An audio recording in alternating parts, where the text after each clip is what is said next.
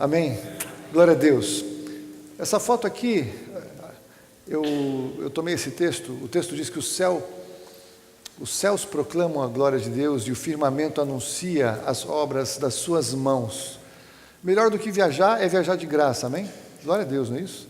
Eu e a Fúvia ganhamos uma viagem de aniversário, de presente, de umas amigas muito queridas aqui da igreja, e essa era a vista da nossa janela, era um chalé assim, num lugar alto. E aí eu acordei essa manhã, aí eram 6:30 da manhã, acordei que o sol já estava ali clareando, e aí quando eu olhei, veja que ali os montes, eles estão tão altos que aquele branco ali são as nuvens da manhã, cobrindo um pedaço do vale, né? E quando eu vi essa cena, eu falei, meu Deus, né? Nós não temos revelação da criação aqui em São Paulo, porque o homem estragou tanto a criação aqui em São Paulo, a gente vê tanto cinza, tanto concreto, tanto asfalto, e nós temos poucas oportunidades de contemplar a criação. Repita, criação. Quem não crê em um Deus criador, chama isso que está aí fora de natureza. Natureza é algo no seu estado natural, espontâneo, o que é uma estultice, é ridículo imaginar que tudo isso aconteceu por acaso. Precisa de muito mais fé para crer nessa bobagem do que crer em um Deus todo-poderoso, Criador dos céus e da terra.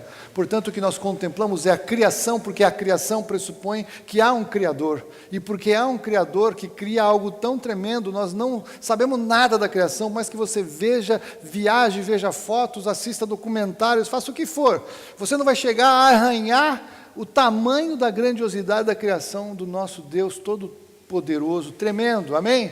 Ele é o Criador, então essa é a criação, a obra das suas mãos, não é natureza, é criação. E a criação proclama a sua glória. Eu quero falar um pouco acerca de glória, porque Deus, Ele é a glória reside em Deus, né? Uma das palavras na Bíblia acerca da glória de Deus é kabod, que é a glória majestosa, é a honra, é a grandeza, é aquela coisa incompreensível, inalcançável, que é uma essência de Deus. Deus, Ele é a própria expressão de glória, tanto é que quando a glória saiu do templo, falaram Icabod, deixou a glória saiu por conta que o povo rejeitou, Deus retirou a sua glória. A glória de Deus ela é abençoadora, a glória de Deus traz vitória, a glória de Deus traz todas as expressões e manifestações dele. E Icabod é uma tragédia quando a glória se vai. Mas também há uma outra palavra para a glória, que é a palavra doxa. E a palavra doxa, ela está ligada um pouco àquilo que nós estávamos cantando agora há pouco, das promessas, da palavra. Essa palavra, ela expressa pensamento. Doxa fala um pouco de pensamento, de vontade expressa, como que um alinhamento de um pensamento de Deus. Então é por isso que quando você obedece à palavra de Deus, você se alinha com a vontade, com o pensamento, com a opinião de Deus, você glorifica a Deus. Glorifica a Deus quando nós estamos de acordo com aquilo que Ele disse, com aquilo que Ele estabeleceu. E desonra a Deus quando aqueles que se dizem de Deus estão em desacordo com a sua palavra, com a sua vontade. Isso não glorifica a Deus. Eu posso cantar 2 horas no meio do louvor e da adoração, aleluia, glória a Deus, eu te louvo, mas se eu não estou alinhado com a opinião, com a vontade, com o pensamento de Deus, eu não o glorifico. E também há a glória do homem. Muitos de nós nos gloriamos daquilo que somos, ou daquilo que temos, ou daquilo que construímos, ou daquilo que aparentamos, não é assim? Até pessoas que podem não ter muita coisa, não, a minha glória é a minha humildade, eu tenho orgulho de ser humilde. Essa é uma falsa humildade, porque é uma glória própria na sua compensação por supostamente não ter o que gostaria de ter. Eu me glorio na minha humildade. Então, tanto é algo contrário à palavra de Deus, é absurdo eu querer me gloriar no que eu tenho, como eu também querer me gloriar, porque apesar de eu não ter, eu sou. Nós vamos tratar acerca disso nesta manhã. Abra comigo a sua Bíblia no livro de 1 Coríntios, no capítulo 1, versículos 30 e 31 diz: mas vós sois dele, em Cristo Jesus, o qual se nos tornou da parte de Deus, sabedoria e justiça, e santificação e redenção, para que, como está escrito, aquele que se gloria, glorie-se no Senhor. Amém? É errado se gloriar? Não. É errado eu me gloriar em alguma coisa ou qualquer coisa que não seja no Senhor. Mas por que isso? Então nós vamos navegar um pouquinho na palavra de Deus para entender qual a expectativa do Senhor de que nós nos gloriemos e por que, ou o que Ele fez acerca disso nas nossas vidas, para que nós possamos reconhecê-lo então desta maneira. Esse texto diz: mas vós sois dele quem? De Deus, o Pai, em Cristo Jesus, o Filho. Isso é uma coisa que às vezes me angustia, porque nem sempre os cristãos eles entendem exatamente. Embora Deus seja Deus triuno, Ele é um Deus que tem manifestação, Deus Pai, Deus Filho e Deus Espírito Santo. Eu já preguei para pessoas que, do alto da sua sabedoria, falaram assim: tá bom, Haroldo, se você me explicar a Trindade, eu vou me converter. Aí eu falo: querido, se você não se converter, o Espírito Santo de Deus não vai conseguir te revelar a Trindade. E ainda assim será impossível compreendermos a Trindade. Deus não se compreende. É inalcançável. Se você tentar compreender Deus com a sua cabecinha vai explodir e não será, nem vai ter alcançado, arranhado compreender. Nós não compreendemos Deus. Deus se revela a nós através de Jesus de uma forma compreensível. Deus se revela a nós através da palavra, e a palavra é como se fosse uma redução de quem é Deus, para que nós possamos entender o suficiente de Deus, para que com essa revelação possamos nos achegar a Ele através da fé em Jesus Cristo e receber as suas promessas suficientes, o seu ensino suficiente. A compreensão máxima que nós podemos ter, ela é mínima em relação a quem Deus é. Você está entendendo? É uma redução. Mas nós somos dele, de Deus, o Pai, em Jesus, o Filho. Jesus não é Pai. Nós não oramos para Jesus chamando Jesus de Pai. Nós oramos a Deus Pai em nome de Jesus, porque nós somos filhos. Eu vou mostrar na Bíblia isso. Deus é Pai. Jesus é Filho, Filho de Deus Pai, expressão de Deus Pai, e Ele é nosso irmão. Alô? Jesus é nosso irmão mais velho, o primogênito. Então veja, nós temos que entender quem nós somos de Deus quando nós estamos em Cristo Jesus. Muitas pessoas creem que pelo simples fato de serem seres humanos e terem nascido aqui na terra, são de Deus. E são de Deus, criaturas de Deus, não filhos de Deus. Alguns falam: todos nós somos filhos de Deus. Mentira. Todos nós somos criação, criatura de Deus. Nós nos tornamos filhos de Deus pela fé em Cristo Jesus, o Senhor e Salvador. Não há outra maneira de agregarmos ou recebermos a filiação de Deus que não seja através de Jesus e pela fé. Não somos todos filhos de Deus. É uma mentira, é uma frase que todo mundo joga por aí e as pessoas compram e acreditam, tanto quanto uma outra frase que essa é verdade, mas ela é verdade da pior espécie, que todos os caminhos levam a Deus. É verdade, todos os caminhos levam a Deus. Todos os caminhos, de uma maneira ou de outra, levarão todos os seres humanos diante de Deus naquele dia. Mas será uma tragédia chegar a Deus por esses caminhos, porque chegarão adiante de Deus no dia do juízo, e serão julgados e condenados porque não creram no Filho. Só um caminho leva ao Pai, Jesus Cristo, o caminho, a verdade e a vida. Ninguém vem ao Pai se não for por mim, diz Jesus. Então todos os caminhos levam a Deus para condenação. Só Jesus leva as pessoas que assim crerem a Deus, o Pai, para serem salvos, aceitos, recebidos, parte da família de Deus. Esses sim recebem salvação, adoção por meio de Jesus, o Filho. E aí esse texto, por favor, abra comigo em Efésios 1, nós vamos ler de 3 a 6, ou pode acompanhar aqui se preferir.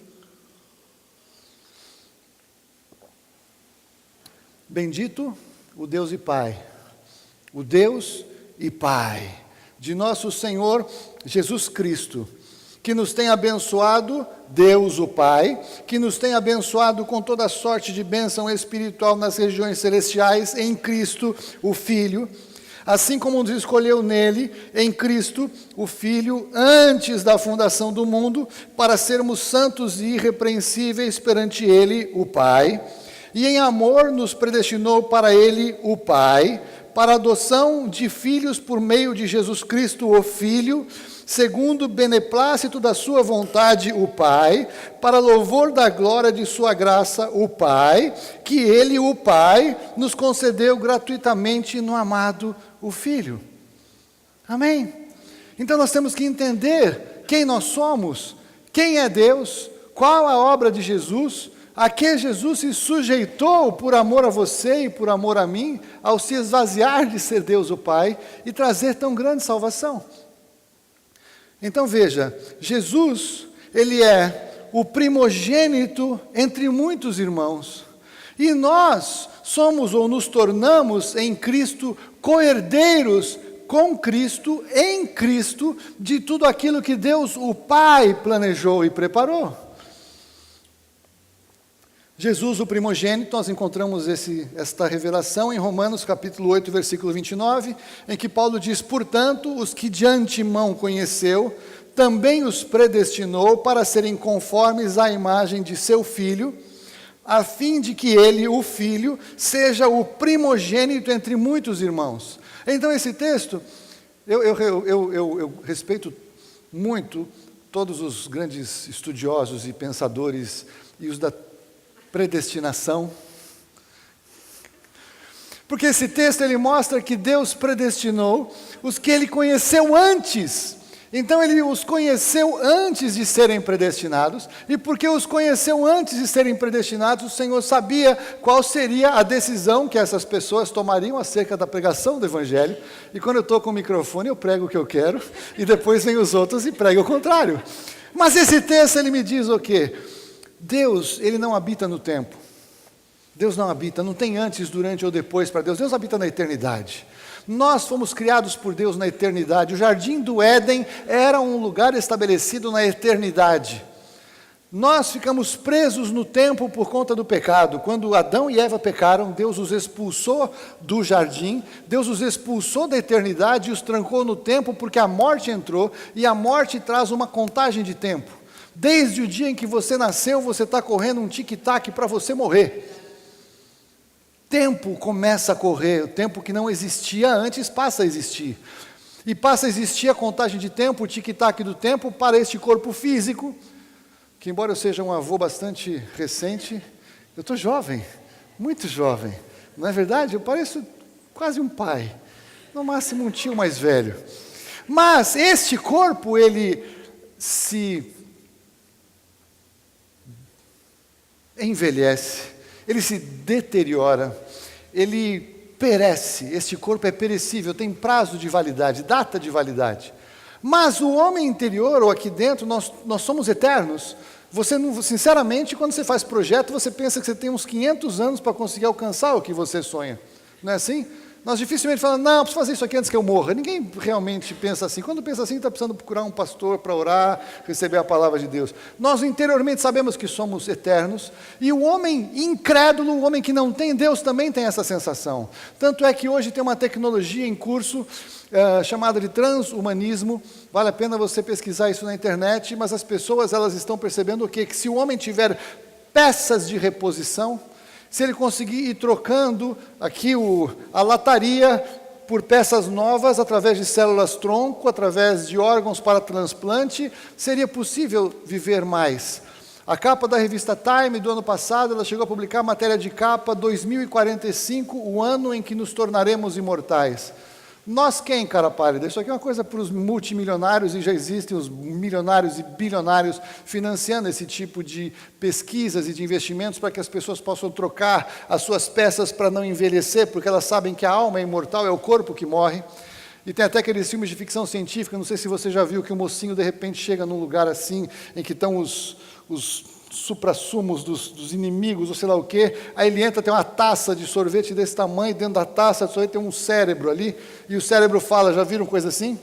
Aí eles estão querendo dizer com aquele cérebro como se fosse a essência da vida fosse no cérebro, que então se essa essência não morresse e tivesse num depositário qualquer, a pessoa não morreria e seria imortal. E é verdade, porque nós somos criados imortais em Deus. Só que muitos vão viver essa imortalidade separados de Deus para sempre, condenados no inferno, mas aqueles que têm a obra de Jesus como a sua proteção, Jesus como Senhor e Salvador, estes passarão a eternidade da alma imortal na presença de Deus, eternamente. Então veja, os que de antemão conheceu, os predestinou, nossa, eu saí da eternidade, eu fui na eternidade agora falar, para sermos conformes à imagem do seu Filho. Você e eu fomos chamados para sermos transformados em Jesus.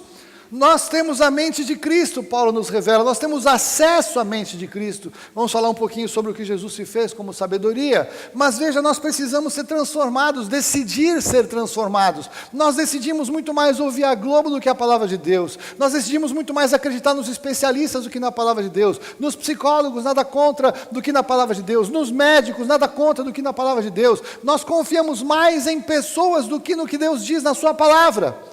Pelo contrário, quando alguém iluminado da sabedoria fala alguma coisa que concorda com a palavra de Deus, fala: olha que beleza, a ciência chegou agora, eu posso crer na palavra, porque a ciência provou. E se a ciência não provar a palavra de Deus, você não vai crer? Temos que crer, a palavra de Deus é verdade, a ciência já se provou incompetente ao longo dos anos. Todos já erraram um monte, todas as áreas de ciência humana já erraram muito, mas tem gente que prefere confiar na ciência do que na palavra de Deus, que nunca falha, que não erra, porque foi escrita pelo Deus vivo e todo-poderoso. Então Ele nos predestinou para sermos conforme a imagem do Seu Filho, para que Ele seja o primogênito entre muitos irmãos. Jesus é o primogênito. E aqui o que ele está falando não é que ele seja o primogênito, é a fim de que tenha muitos irmãos para este primogênito. Ele seria o filho único se ninguém se convertesse. Se 10 se convertessem, teria 10 irmãos o primogênito. Mas a expectativa de Deus, o Pai, da obra de Jesus, o Filho, é que existam muitos irmãos deste primogênito, que a casa do Pai esteja cheia. Vocês entendem isso? Muitos irmãos. E nós somos então co-herdeiros, Romanos 8,17. Ora, se somos filhos, todos são filhos de Deus? Não. Todos são filhos de Deus? Quem é filho de Deus? Todo aquele que nele crê. A todos quantos o receberam, a estes deu o poder de serem feitos filhos por adoção. Jesus é o primogênito, filho natural de Deus. Nós somos feitos filhos de Deus por adoção. Amém? Amém? Então somos todos filhos? Não. Nos tornamos filhos? Sim. Você se tornou filho? Amém. Glória a Deus. Então, se somos também herdeiros de Deus e co-herdeiros com Cristo. Se com Ele sofremos, também com Ele seremos glorificados. Há uma expectativa de Deus de que nós sejamos glorificados. Este corpo será revestido de um corpo glorificado na eternidade futura, depois que você e eu batemos com as botas, não, depois que nós somos arrebatados em nome de Jesus, amém? O corpo será transformado num corpo glorioso. E aí veja, Jesus então, continuando no versículo, o qual se nos tornou da parte de Deus. Eu confesso que eu fiquei um tempão nessa frase, enquanto eu estava meditando nisso, terça de manhã, quase perdi a hora de trabalhar. Jesus, não é que Ele se tornou, Jesus se nos tornou. Gente, isso é tremendo, porque Jesus não se tornou algo para si, mas Ele se tornou algo para nós. Jesus, o que Ele sofreu de transformação foi por você e foi por mim e foi para pior. Jesus sofreu uma transformação para pior. Jesus se esvaziou de ser Deus para ser reconhecido em figura humana. Jesus deixou a sua forma original e Ele nunca mais a terá de volta, porque Ele um dia esteve aqui em corpo humano. Ele diminuiu a sua glória. Ele se nos tornou, e da parte de Deus, Deus quis que Ele se nos tornasse, e Ele aceitou se nos tornar. Foi uma obra de Deus que Jesus reconheceu, aceitou a missão, assumiu e cumpriu definitivamente. Então, irmãs, Ele se nos tornou da parte de Deus. Entre várias coisas, 4 coisas que estão nesse texto que nós lemos de 1 Coríntios 1, onde nós estamos. O primeiro que está na sua Bíblia é sabedoria. Jesus se nos tornou da parte de Deus sabedoria. E aí tem uma ferramenta muito legal, que é o Strong que você pode encontrar gratuitamente na internet, se você fala inglês. Se você não fala inglês, hoje tem uma Bíblia em português, recomendo você, que gosta de estudar, só tem eletrônica, tem que baixar no computador, chama Olive Tree, que é a árvore da oliveira, ou a oliveira. E a Olive Tree tem uma Bíblia em português que você pode fazer o download, custa $13, e tem o Strong em português. É a única que tem o Strong em português para você poder tirar o que a língua grega e a língua hebraica podem trazer a mais de informações sobre uma palavra. O português ele é muito fechadinho, a nossa palavra é, né? Casa é casa. No máximo você vai ter casa de botão, né? Ou então você vai conjugar o verbo ele casa, né? Tem algumas diferenças, você está entendendo? Tem que saber onde usar. Mas no grego e no hebraico, a palavra ela pode ter um significado mais amplo, porque o hebraico, principalmente, vem do aramaico, que era a língua de Deus. E a palavra de Deus é muito maior do que a palavra que você e eu podemos compreender. Então, o tradutor poderia ter escolhido um pouco outras alternativas para ampliar a informação, mas para caber num livro só, ele tem que escolher uma. Mas quando você está lendo é ótimo, é uma bênção, faz todo sentido, você recebe a palavra de Deus. Mas quando você quer estudar um pouco a mais, se você puder entender tudo o que o tradutor podia usar, você vai ter uma compreensão maior da palavra de Deus que estava escrita, registrada neste texto. Você entendeu o que eu estou falando, amém? Não estou dizendo que a tradução está errada, eu estou acrescentando informações acerca da palavra para você abrir um pouco mais o seu entendimento. Vou fazer isso com as 4 palavras que dizem o que Jesus se nos tornou da parte de Deus. Primeiro é sabedoria. E essa palavra é a palavra justamente grega Sofia, que é sabedoria, ou uma inteligência ampla e completa, conhecimento sobre diversos assuntos.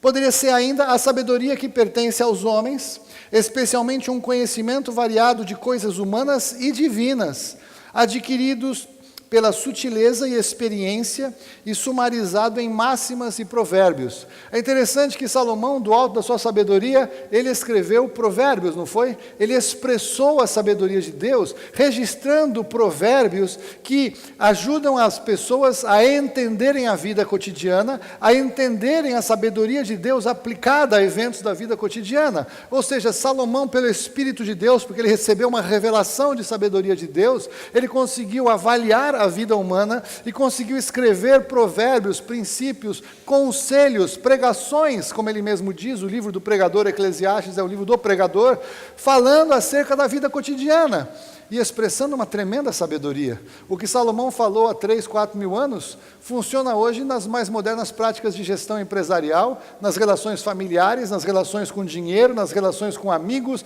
nas relações de marido e mulher. Você pode realmente confiar nos princípios que estão em Provérbios como uma tremenda revelação da sabedoria de Deus, expressa através de provérbios. Não é interessante? Mas veja que Jesus, Ele é a nossa sabedoria. É ótimo você estudar, com certeza. Se você puder estudar mais e fazer uma pós-graduação, e fazer uma especialização, um doutorado, um mestrado, glória a Deus por isso.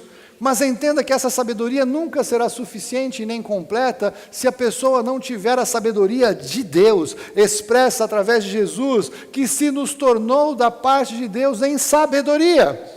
Porque Jesus, Ele é a própria palavra. A Bíblia é a própria palavra, a revelação de Deus é uma própria expressão de Jesus. Em Jesus reside a sabedoria de Deus tornada compreensível aos homens, porque os homens não conseguem alcançar a sabedoria de Deus. Nós temos acesso à sabedoria e à mente de Deus através do Espírito Santo e por Jesus o Filho, porque Jesus se nos tornou sabedoria da parte de Deus, inteligência ampla e completa.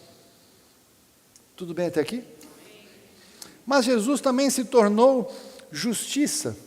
Essa aqui é tremenda, porque quando eu tive essa compreensão, um pregador americano, ele me abriu o entendimento para isso. Nós não entendemos. A Bíblia fala que Jesus foi feito justiça de Deus, não é assim que a palavra de Deus diz?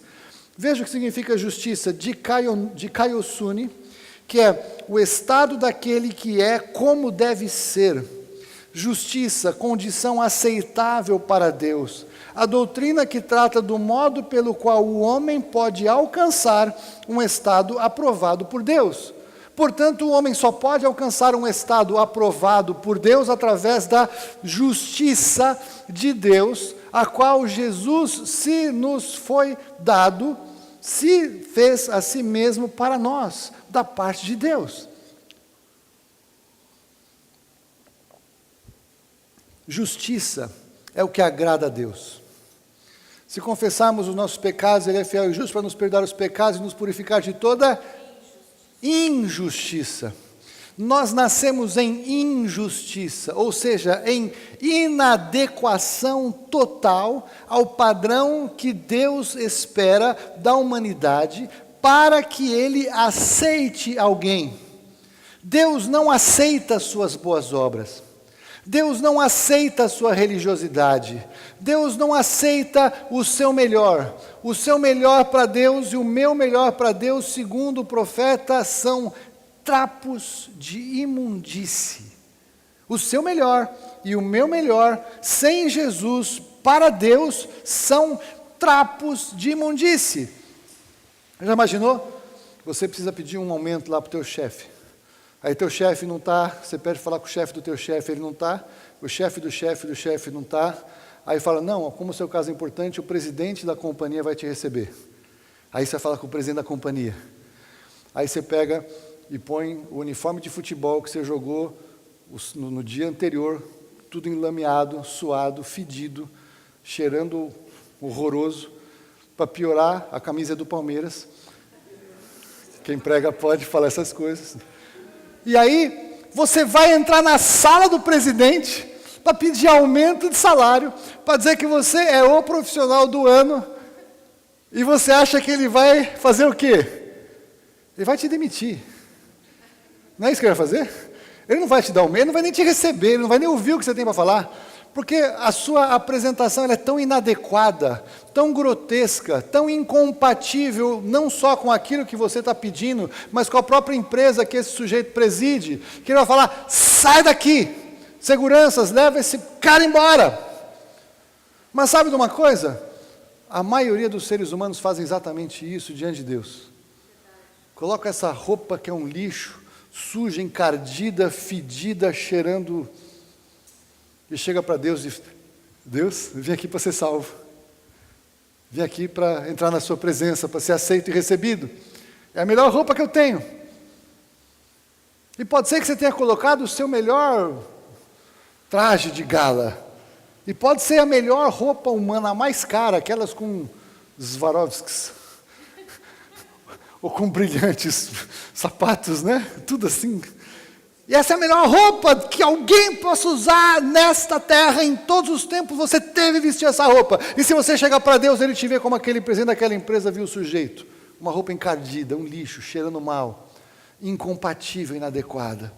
Mas quem chega diante de Deus revestido de Jesus, que se fez justiça, Jesus se nos fez justiça da parte de Deus. Ele pode nos trazer a um estado aprovado por Deus, só em Jesus, não há outro. Não é a religião dos crentes, tem muita gente que fala, vocês acham que só vocês estão certos, que o céu é só dos crentes, é só vocês que vão, vocês são muito arrogantes.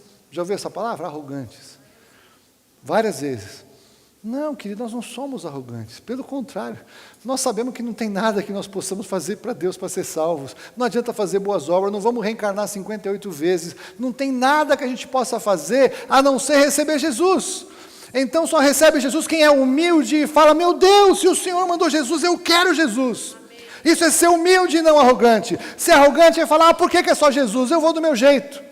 E a pessoa que vai do seu jeito é essa pessoa que vai com essa roupa encardida, querendo chegar diante de Deus, e falar alguma coisa para Deus que pode ser aceita e recebida por Deus. Não pode.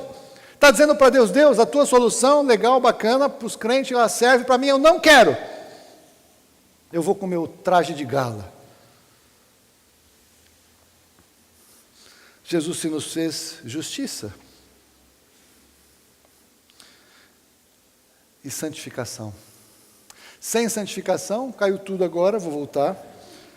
Sem santificação, ninguém verá a Deus.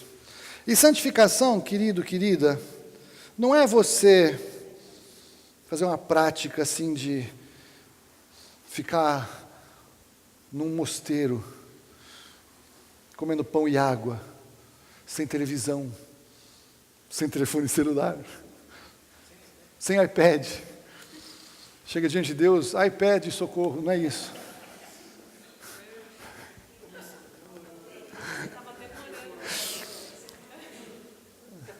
Santidade só é possível se nós estamos em Jesus. O homem é a mulher mais consagrado que você possa achar e conhecer na face da terra. Ela não é nada santa, se ela não estiver revestida de Jesus. Mas em Jesus você e eu somos santos. Santo não é aquele que o Papa decide canonizar depois de um processo gigantesco, fez um milagre e comprovaram e vai os caras, não é isso. Se lerem na Bíblia, vocês vão ver que várias vezes autores das cartas, Paulo, Pedro, eles falam aos santos da igreja tal, aos santos que estão em tal lugar. Ou seja, eu digo aqui, eu estou pregando aos santos da comunhão cristã que estão aqui reunidos nesse auditório, porque a santidade ou a santificação é uma pessoa, não é uma atitude. É a vida de Jesus em você e em mim que nos torna santos. Agora, isso não quer dizer que então, vamos fazer o que o Paulo fala, então fazer o quê? Vamos pecar para que a graça seja mais abundante? É claro que não. Não vou viver de qualquer jeito, porque não adianta eu me santificar, porque se Jesus me santifica, eu vou fazer o que eu quiser. Quem pensa assim não tem a mente de Cristo e não tem o Espírito Santo de Deus, não entendeu nada. Eu vou buscar ao máximo me santificar, que significa me separar para Deus. Santificação é me separar para Deus. Essas coisas não servem, essas companhias eu não quero, esse tipo de ideia não aceito. Eu quero a palavra de Deus, eu quero a vida de Deus, eu quero o Espírito Santo de Deus. Isso é santificação. Mas você e eu vamos pecar enquanto estivermos aqui, porque este corpo é corruptível. Mas o pecado não tem mais domínio sobre você e sobre mim. O pecado agora ele tem que ser um acidente de percurso e não uma coisa que eu vivo todo dia e falo, ó Senhor, aqui estou mais uma vez. Não é assim. Se a vida de Jesus está na minha vida, o pecado vai me incomodar, vai me fazer mal. O Espírito Santo vai me alertar, para com isso, muda essa situação. Porque a vida de Jesus, que se nos fez então santificação, radiasmos, consagração, purificação, a santificação é efeito da consagração. Se esta manifestação de Jesus está na minha vida, eu sou transformado. E aí a quarta palavra que Jesus se nos tornou da parte de Deus. Então Jesus se nos tornou da parte de Deus sabedoria, justiça, santificação e redenção. Essa palavra apolutrosis é uma junção de duas palavras, eu encurtei isso aqui, significa uma libertação efetuada pelo pagamento de resgate. Redenção, libertação, liberação obtida pelo pagamento de um resgate. Veja como todas as coisas que acontecem de mais horrorosas na nossa vida, elas também refletem o mundo espiritual, não é assim? Sequestro é exatamente uma manifestação do que o diabo fez com a humanidade. Quando alguém é sequestrado e pede-se um resgate, essa pessoa está se movendo debaixo de Satanás, porque esta foi a atuação de Satanás com a humanidade. Ele tomou a humanidade de refém. Agora, a diferença é a seguinte: eventualmente um pai ou uma mãe podem pagar o resgate e o cara vai soltar a pessoa. Mas imagina o seguinte, o pai ou a mãe chegou, pagou o resgate, aí o sequestrador chega para a pessoa, tá bom, pode ir embora porque já pagaram o teu resgate. Ah, não, que é isso? Não, quem tem que pagar sou eu. Eu quero ficar aqui e quero fazer penitência, e quero fazer 5 cultos, e quero fazer boas obras, eu quero ajudar aquele ceguinho aqui da quadrilha de vocês que estava com dificuldade, eu quero levar ele para atravessar a rua várias vezes, e depois que eu fizer isso, aí sim eu vou aceitar sair daqui. Faz sentido isso? Não é uma loucura? Mas é exatamente o que a humanidade fez com a obra de Jesus redentora. Jesus pagou o resgate ao sequestrador, pagou com o seu precioso sangue, pagou o preço necessário para libertar. E aí tem um monte de gente, o cativeiro é toda a humanidade lá.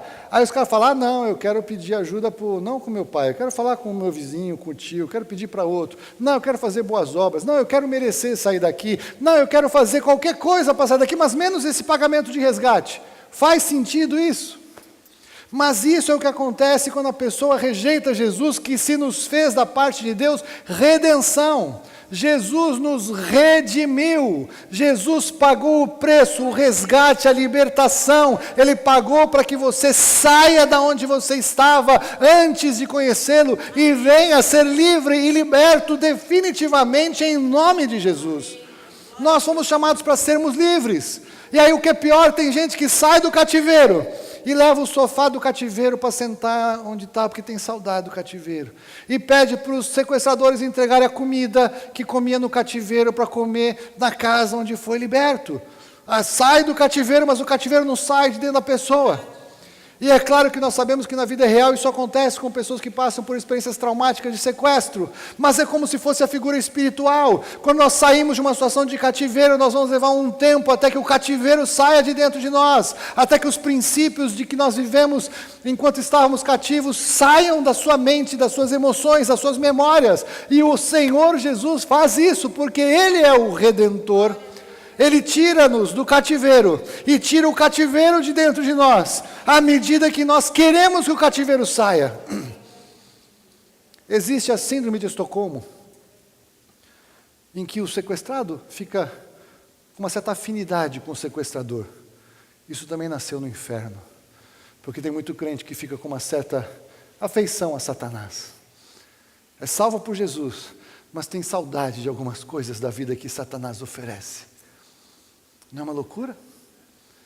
Por isso que nós temos que ser transformados pela renovação do nosso entendimento, para que possamos experimentar qual é a boa, agradável e perfeita vontade de Deus. Se o Filho nos libertar, nós verdadeiramente seremos livres, não apenas de sair do cativeiro, mas o cativeiro sair dentro de nós, nós voltarmos ou passarmos a ter uma mente livre. A mente livre é uma mente não religiosa, é uma mente relacional. Nós somos chamados para nos relacionar com Deus, e não para sermos religiosos e vir na igreja todo domingo, para bater o ponto, para sentar aqui, sentar na mesma cadeira e fazer as mesmas coisas. Isso é religiosidade, isso é cativeiro. Então Jesus se nos tornou da parte de Deus em sabedoria, justiça, santificação e redenção. Amém? Jesus se tornou isso para quê? Para que, como está escrito, aquele que se gloria, glorie-se no... Agora entenda uma coisa, quando a gente prega um tipo de palavra assim, a gente não, pessoas de outras igrejas, de outros ministérios, e também não você que está assistindo, não é com você esse negócio, mas outras pessoas, começa a falar, eu sou legal, hein? Olha o que Jesus fez por mim, né? Conhece a teologia do cachorro e do gato, né? Que me perdoe minha mulher, eu vou falar... O cachorrinho assim, eu tenho um cachorro de estimação da minha mulher. Em casa, né, que é a Mel. Então quem tem um cachorro, faz cura interior o tempo todo, né? Você está na sala, está lá vendo televisão, o cachorro está lá. Você sobe no primeiro andar, lá no andar de cima da casa, pega alguma coisa dessa, ele faz a maior festa como se você tivesse saído há 1 ano, não é assim? Você sai, vai ver se o portão está fechado, volta, você fica... É uma coisa, então, para quem precisa fazer cura interior, tem um cachorro, você vai se sentir o máximo, você vai sentir o cara, poderoso, amado, né? Então, a teologia do cachorro é assim, o dono do cachorro, ele chega em casa, aí o cachorro faz aquela festa. Aí o dono vai lá e faz carinho no cachorro, dá comida para o cachorro, vê se está tudo bem com ele. Aí o cachorro fala, puxa vida, esse cara, essa mulher me ama tanto, né? Ele é como Deus para mim, né? Então o cachorro vê o dono como Deus para ele. Aí quem tem um gato, aproveitar que a Tati não está aqui, né, Lucas? A Kiara está aqui, Jesus da glória. Agora já comecei. E aí o que acontece? O dono chega em casa... Aí o gato está assim, deitadinho na almofada, ele olha para o dono e fala assim.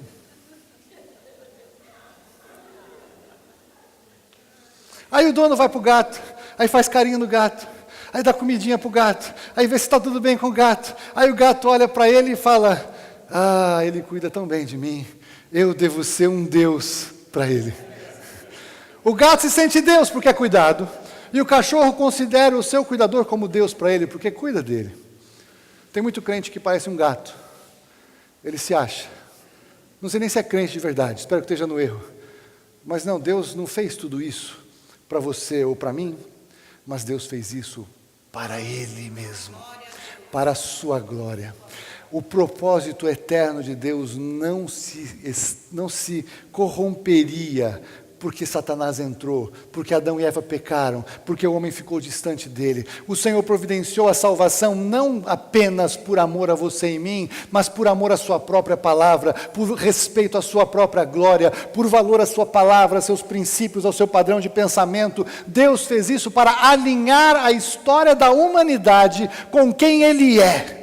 E aí Ele nos transforma à imagem de Cristo, para que nós possamos ser aceitáveis a Ele, segundo a justiça dEle, segundo o padrão dEle, segundo os princípios dEle, em nome de Jesus. Você está entendendo isso?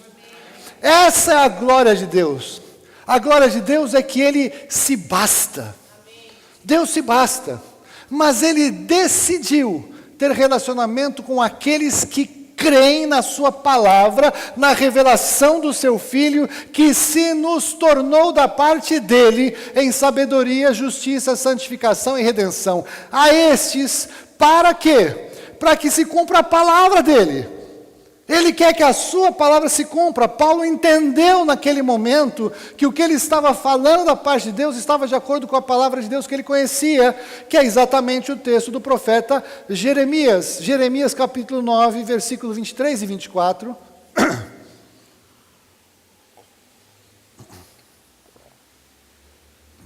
Em que nós lemos: assim diz o Senhor, não se glorie o sábio na sua sabedoria, nem o forte na sua força, nem o rico nas suas riquezas, mas o que se gloriar, glorie-se nisso, em me conhecer, e saber que eu sou o Senhor, e faço misericórdia, juízo e justiça na terra, porque destas coisas me agrado, diz o Senhor, aleluia. Então veja, Paulo estava citando este texto, quando ele estava escrevendo a carta. Entenda, Paulo escreveu, e os autores da Bíblia escreveram acerca da Bíblia que eles conheciam. Você e eu somos chamados a pregar aos outros a partir da Bíblia que nós conhecemos. Paulo escreveu Coríntios pensando em Jeremias pelo Espírito Santo. Eu estou aqui hoje compartilhando com vocês textos, pensando no texto de Paulo, pensando no texto de Jeremias, e não posso sair disso. Não há pregação que não seja pela palavra de Deus. Nós podemos discordar no argumento, você pode não concordar com alguma ideia minha, embora as minhas ideias sejam todas maravilhosas, eu vou respeitar que você não concorde comigo, mas quando eu prego a palavra de Deus, você não tem escolha. Se eu prego a palavra de Deus e não torço a palavra de Deus, mas eu prego a literalidade da palavra de Deus, você não tem saída. Ou você concorda com a palavra de Deus que eu estou pregando, ou você rejeita a palavra de Deus que eu estou pregando. Você não aceita ou rejeita a mim como pregador. Você aceita ou rejeita a palavra de Deus que está sendo pregada e que está aqui escrita literal. Literal. Amém? Então veja, não se glorie o sábio na sua sabedoria. Muita gente se acha muito estudioso. Não, o cara é o cara, ele vem de uma linhagem de estudiosos, catedráticos, professores, não é isso? Sabe muito. Vamos ver já o que acontece com esse tipo de sabedoria. Ou outros, cara, esse negócio de evangelho é para pobre. Os caras desesperados, é o ópio do povo, o cara não sabe nem se vai ter jantar, ele precisa de oração para ele conseguir anestesiar a sua angústia. E o rico precisa dos medicamentos e das drogas para conseguir anestesiar a sua. Mas veja, muita gente se acha rico e confia nas suas riquezas. Ele pode se gloriar nas suas riquezas, mas o Senhor está falando, olha, presta atenção, Deus falando, Deus fala, presta atenção, nem o sábio, nem o forte, nem o rico, ninguém se gloria em nada, porque se alguém quer se gloriar em alguma coisa é o seguinte... Alô? Só tem glória se for da seguinte maneira, Deus falando, em me conhecer e saber que eu sou o Senhor. Só, entre aspas, aqui, veja, tem um tanto segredo na Bíblia que quando a gente não presta atenção, a gente perde, né? Perde o trem da história, perde o que está acontecendo. Sabe aquela coisa, tem uma rodinha de conversa, o cara sai, vai e volta, quando volta mudou o assunto, ele não está entendendo nada da conversa que está acontecendo, né? Uma rodinha de conversa é bom porque alguém pode explicar. Perder a palavra de Deus é prejuízo. Saber que eu sou o Senhor. Se você só em Salmos, se você ler Salmos hoje à tarde, e for ver tudo aquilo que acontece para quem faz do Senhor o seu Senhor, vai saber que tem tanta bênção, tanta promessa, tanta coisa tremenda escondida aqui, que vai entender porque que Deus está falando que a glória mesmo é se gloriar nele. O Senhor é o meu pastor, nada me faltará. Todo mundo fala isso pensando, nada me faltará. Mas tudo faltará se o Senhor não for o Senhor. Se o Senhor, então sendo o Senhor, do alto do seu senhorio, se este Senhor é o meu pastor, nada me faltará. O Salmo 91, que todo mundo coloca, todo mundo não, muita gente coloca na porta de casa, até amarelada, quase como se fosse ali um talismã, porque a pessoa crê sinceramente que se chegar um demônio assim e for entrar na casa dela, aí chegar na porta, porque o demônio só entra pela porta, né? Entra, aí tem a Bíblia lá, ai, que medo, ai, o demônio vai fugir. Fala sério. Então ali diz sim, 1000 cairão ao Deus lado, 10.000 à tua direita, o que os que habitam no esconderijo do Altíssimo, a sombra do Onipotente, praga nenhuma entra na sua casa. Mas para quem que ele está falando? Para aquele que faz do Senhor o seu Senhor. Se o Senhor não é Senhor, nada do que está escrito tem qualquer valor. Mas se o Senhor é Senhor, tudo aquilo que está escrito tem valor. Então quando Deus está dizendo, em me conhecer e saber que eu sou o Senhor, muda tudo. Não é mais apoiado na sabedoria, não é mais apoiado na própria força, não é mais apoiado na própria riqueza, mas é o Senhor ser o meu Senhor. E o Senhor significa tudo aquilo que Deus é. Toda a expressão de quem é Deus quando Ele é o Senhor. E eu fico impressionado como, caiu de novo, como ao longo da nossa vida, nós transferimos tudo o que era originalmente de Deus para pessoas ou coisas. Deus originalmente Ele é a fonte de todas as coisas, não é assim? E aí tem pessoas hoje que para ficar mais em paz, com a sua decoração estabilizada, põe na sua casa uma fontezinha, que é uma água que fica girando, que liga na tomada, mas tem aquela fonte, traz paz. Porque nós temos uma necessidade de ter acesso à fonte. Nada contra se você tem na tua casa. Eu acho que é melhor você tirar. Mas veja, a fonte é Deus. Aquilo o que é? É uma busca de trazer a fonte para dentro de casa. Por que as cidades, a gente chegou ontem de viagem, tudo iluminado? Por quê? Porque há uma sede de ter luz. As pessoas vivem em trevas e tem que trazer luz. É a sede de Deus. Por que todo mundo que não conhece o Pai tem problema e tem dificuldade? Porque tem que ter o Pai. E quando tem o Pai que é uma tragédia, tem problema. Porque falta a revelação de Deus, o Pai. Por que na sociedade tem que ter juiz? Porque a humanidade rejeitou a Deus e quebra o pau de tudo quanto é maneira, todo tipo de conflito. Falta o Senhor que é o juiz. Ele é que é o juiz. Ele pode julgar a sua causa. Nós transferimos para Ele que é o juiz. Se você for pegar, nós temos que ter professores porque não temos mais Deus que é o mestre. Precisamos de médicos porque não temos mais a saúde do Senhor que é todo poderoso e curador. Queremos que o governo nos dê casa própria e que nos dê alimentação e que nos dê as coisas, quando todas as coisas originalmente no Éden estavam providas a partir de Deus que é o único, o tudo, a fonte de tudo. Você consegue entender isso? Você percebe como tudo o que você e eu precisamos na vida, nós precisamos em Deus. Nós precisamos em Deus. E então, quem o conhece?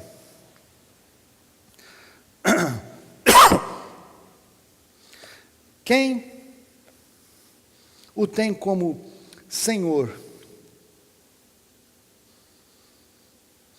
Me conhecer e saber que eu sou o Senhor. E ainda mais, faço misericórdia e juízo e justiça na terra, porque destas coisas me agrado. O Senhor se agrada em trazer misericórdia, para que você e eu possamos conhecer a palavra dEle, ouvir a palavra dEle, receber a revelação do Evangelho. Ele tem prazer, porque nós ouvimos o Evangelho pela misericórdia, e pela graça dEle, nós podemos receber a salvação. Pela graça somos salvos por meio da fé. Isso não vem de nós, é dom de Deus, não de obras, para que ninguém se glorie. Mas Ele faz juízo. Deus julga ao longo do tempo nações famílias, pessoas. Deus tem juízos provisórios acontecendo ao longo da história. Impérios opressores já ruíram pelo juízo de Deus. Deus não permite que as coisas fiquem impunes, mas o Senhor um dia vai julgar tudo, vai julgar a terra, vai julgar a humanidade, vai julgar a todos. E veja, Deus se agrada de fazer juízo. Aí a gente fica, mas como é que Deus pode? Vai jogar todo mundo no inferno, que horror, e vai cair fogo, e vai bater um asteroide, vai ter um terremoto global e tsunami, como é que Deus pode se alegrar disso? Nós não conseguimos entender a mente de Deus, mas Deus se alegra e tem prazer, lembra que nós falamos na sua justiça? A sua glória está em que a sua vontade é estabelecida, Ele é glorificado quando, como Ele disse que vai acontecer, acontece. E Deus já deu 6.000 anos para a humanidade se alinhar com a sua palavra, para que todos os governantes, todas as pessoas, os ricos, os pobres, os empresários, os trabalhadores, os doentes, os sãos, todos se alinhem à sua palavra. E Ele tem mais prazer em que se alinhe à sua palavra, porque Ele é glorificado nisso. Só que vai chegar um momento em que a sua palavra definitiva acerca da humanidade vai se cumprir. E essa é a justiça de Deus, em que Ele mandou Jesus, lembra? Para que as pessoas pudessem se alinhar gratuitamente com Ele. Gratuitamente para nós, porque Ele pagou. Mas Ele vai cumprir o seu juízo, e Ele vai estabelecer a sua justiça na terra, porque Ele se agrada. Então, minha pergunta para você, e esse inclusive é o tema desta palavra: qual é a sua glória? Qual é a sua glória? Em que você se gloria? Em que você tem prazer de falar para os seus amigos ou para os seus familiares: eu sou pontinhos, eu faço, minha vida é... Pedro revela em 1 Pedro 24, 25: pois toda a carne é como a erva, e toda a sua glória, no que você se gloria? Se for nisso só que você se gloria, tudo isso é como a flor da erva.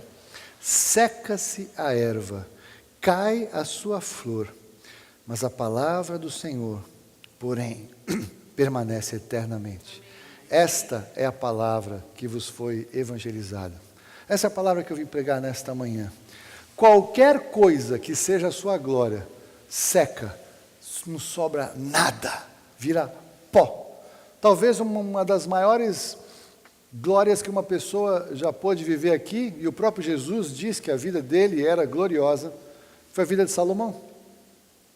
Salomão viveu e Jesus falou da glória de Salomão.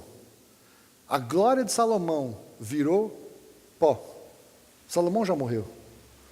Não sobrou nada. Não sobrou o templo, não sobraram os palácios, não sobraram as riquezas, não sobrou nem mesmo muitos dos seus descendentes. Nós só sabemos o descendente que foi através do qual veio Jesus, que está revelado no Evangelho de Mateus. Foi o que sobrou da vida de Salomão. A glória de Salomão é que ele foi um antepassado de Jesus. Essa é a glória dele. Todo o resto passou. O homem mais sábio, mais rico, mais mulherengo, bem-sucedido. Começou em Provérbios e terminou em Eclesiastes. Tragédia a vida de Salomão, apesar de toda a sua glória. Ninguém teve uma glória, humanamente falando, como Salomão. E virou pó. Se a sua glória é qualquer coisa que passa, é mau negócio.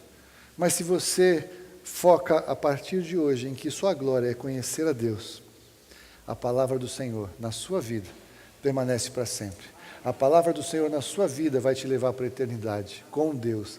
A palavra do Senhor na sua vida é aquela que é pregada através da Bíblia, é pregada nesta igreja, eu posso falar isso com tranquilidade, pela forma como os pastores, como apóstolos levam tudo o que acontece aqui. Essa é a palavra que tem sido pregada. Que o Senhor te abençoe para que você possa rever a sua vida. Qual é a sua glória? Quais são os seus valores? O que você realmente tem por precioso na sua vida? Se não é conhecer Jesus, joga fora enquanto é tempo, porque Jesus volta em breve. Maranata, vem Senhor Jesus. Vamos orar.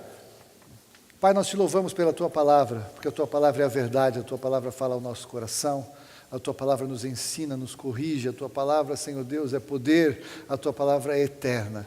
Senhor, nós queremos a cada dia nos curvarmos mais diante da Tua palavra. Queremos receber a Tua palavra como a verdade nas nossas vidas, independentemente daquilo que ela contraria do que nós estamos fazendo. Possamos nós alinhar a nossa vida cada vez mais com a Tua palavra, porque nós fomos feitos justiça de Deus em Cristo Jesus, que se nos fez da parte de Deus justiça. Que pelo Teu Santo Espírito nós possamos ser transformados e andar de glória em glória como o Senhor nos chama para andarmos, até que sejamos transformados na própria imagem de Cristo, ó Deus, como co-herdeiros que somos, ó Pai. Nós te louvamos pelo Teu Espírito, por Jesus e pela Tua palavra, que nós possamos ser transformados para louvor da Tua glória, em nome de Jesus. Amém. Amém. Deus abençoe.